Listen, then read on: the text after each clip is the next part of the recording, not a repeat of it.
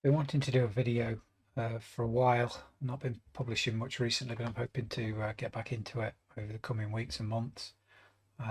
Published an article around performance in reason, so some of the issues that people might be seeing with using reason on their machines, whether that's related to the hardware, software configuration, or other things outside of reason that might influence performance on the machine.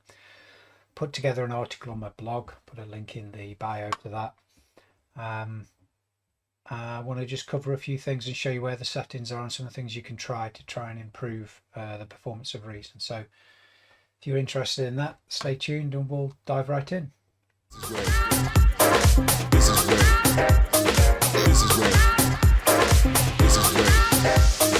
This is great. We all get it.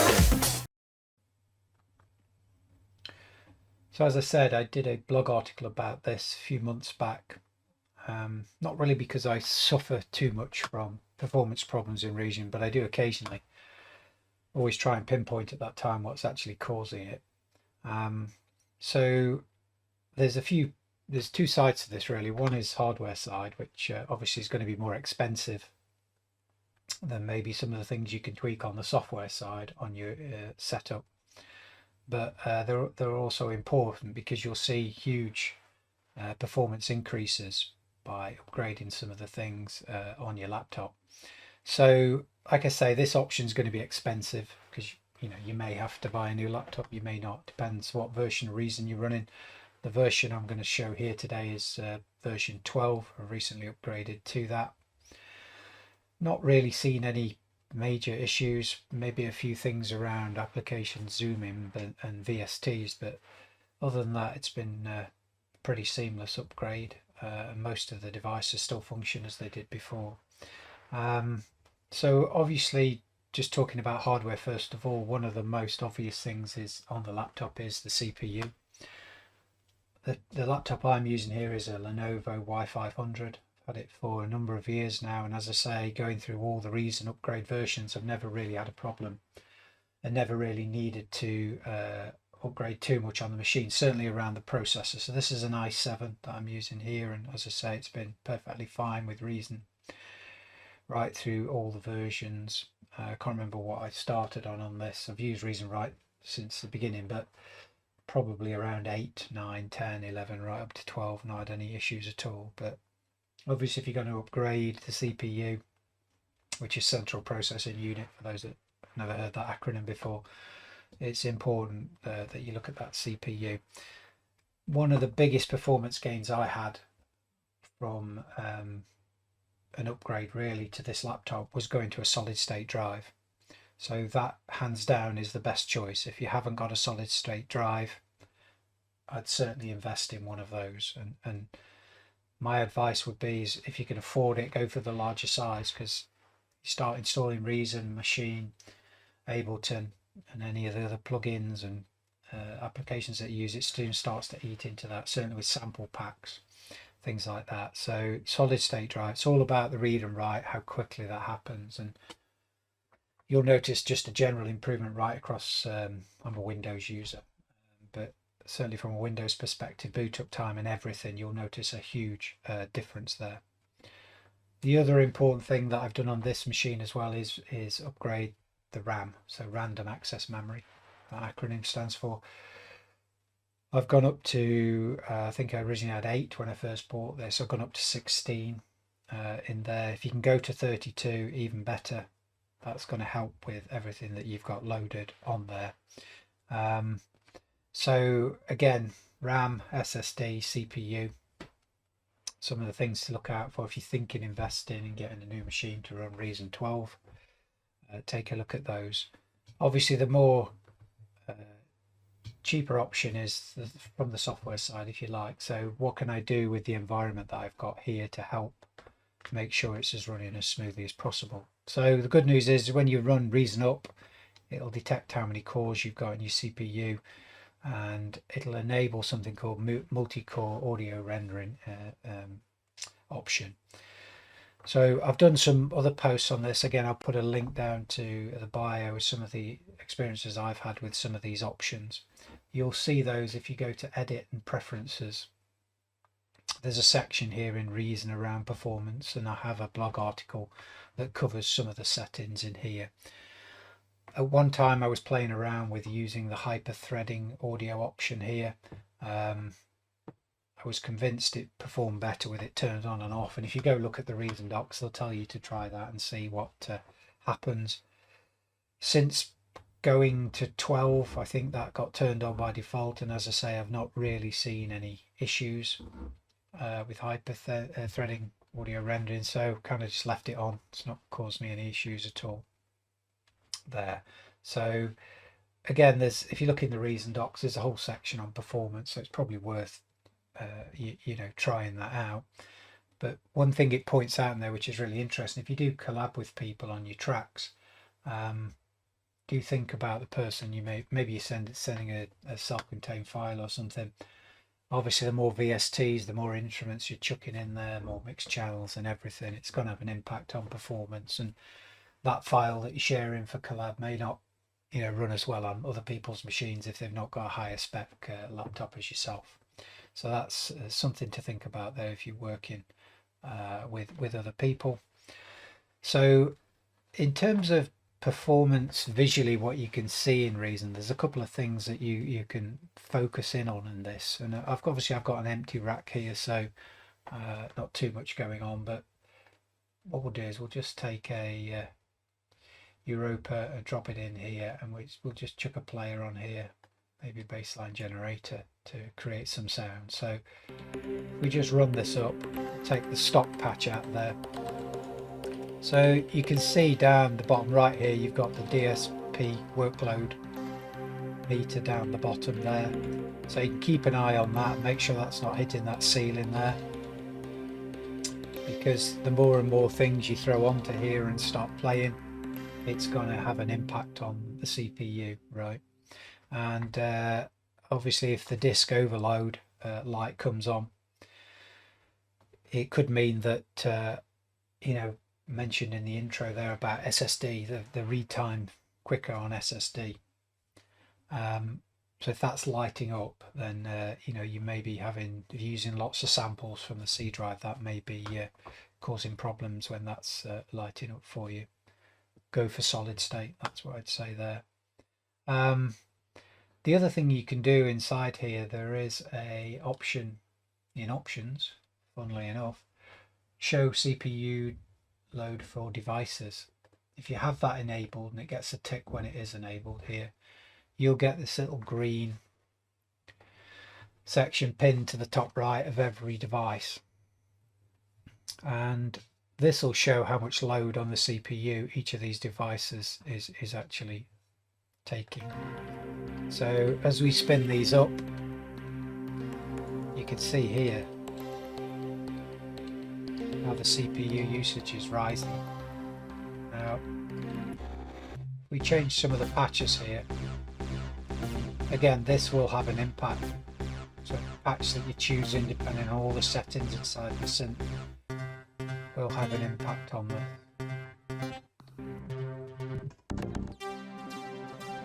And again, any players that you're using in here, if we were going to take some effects as well, got those on. Box for now. So again, you can start to get a feel for how much this is taking up here.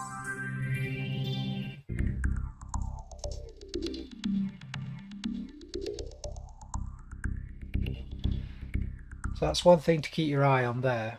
And I would imagine if you go take a look at your task manager, so if you go to your toolbar, right click task manager, you'll be able to see as well what sort of hit Reason is taking on the CPU here in terms of CPU, memory, disk, network, GPU here.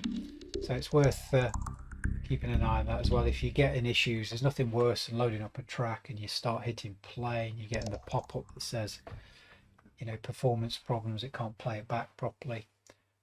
I have experienced that in the past, but not very often. So that's interesting to keep an eye on. I did read somewhere online that if you turn off cable animations as well, that can um, make a small difference, but it's not going to be particularly huge. There's an option here to turn off cable animation. So if you take that off and you flip the rack round, these guys don't bounce around, I think is the main thing with that. There may be something else that happens there. Yeah, you see them bounce there as you flip to the back of the rack. So that's just another little thing that you might want to keep an eye on if you're really desperate for CPU, is cable animation there. So obviously with the power of reason, you have the fantastic device, the combinator.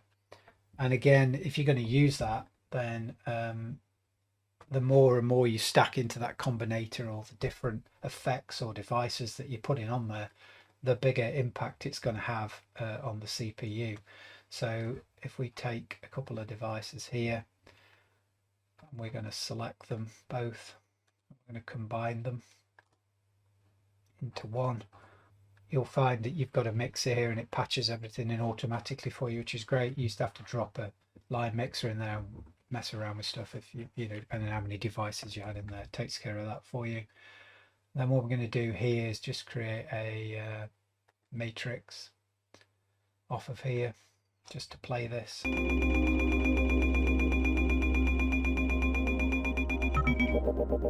Really cool. Look how it's all wired in automatically. So I'm just going to just mess around with a couple of pictures.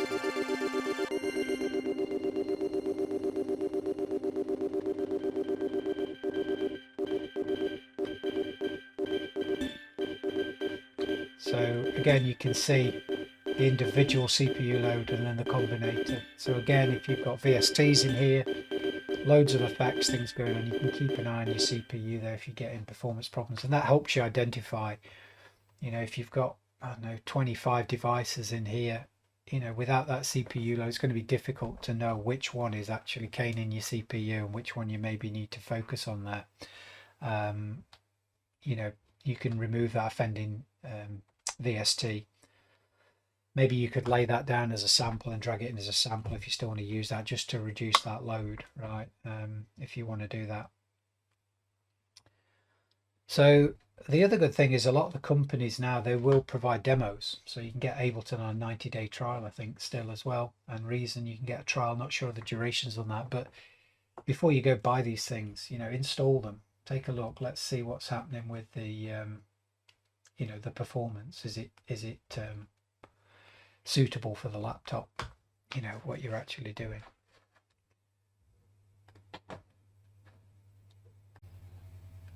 So I wanted to show an example where the CPU is being overloaded and the effect it has on Reason.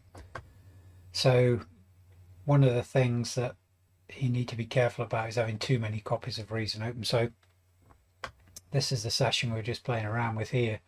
I'm going to make sure I close that before I play the other session behind, because I've purposely overloaded this so you can see how it behaves when the performance is bad. So I'll just leave that in the background for a second, but I'm going to play this, okay? So you can see here that it started to jittering in the audio. It's really frustrating when you're trying to play back a track. So one of the things that I'd recommend doing here is not having another copy of Reason open. So this is an empty rack, but you may have another song open, and you'll notice some of these tick over even though it's not actually playing. So close that down. And the other thing I talked about earlier in the video was hyperthreading. So if you look at this, it starts to go into the red at certain points. You can see a general performance taking place in terms of updating the UI and that horrible jittering sound that you heard. So if I take off in edit preferences, I'm going to turn off use hyperthreading audio rendering and play again. Look at the difference on the CPU usage of Maschine now. It's dropped down right down to the 30s.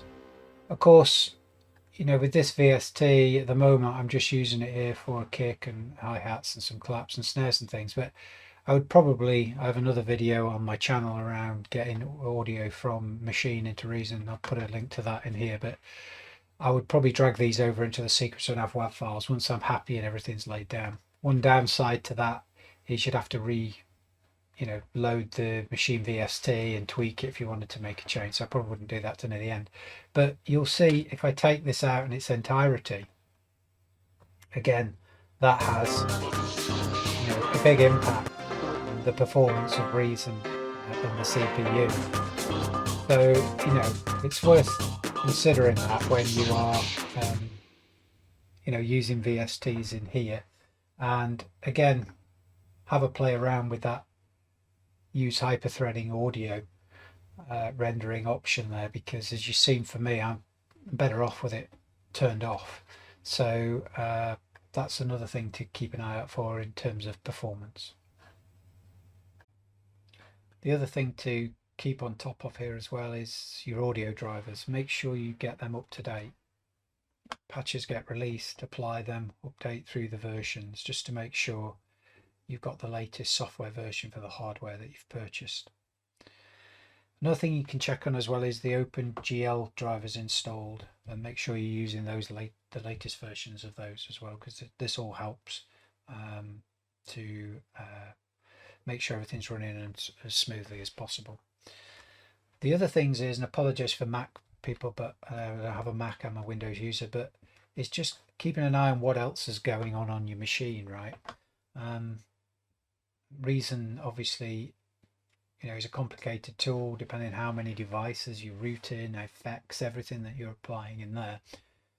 There are other things going on in Windows at the same time, and I've noticed, certainly in my case, sometimes with Amazon Photos or OneDrive, anything that's kind of syncing, backups, I've got automated backups taking place, copying some of my music stuff onto the server.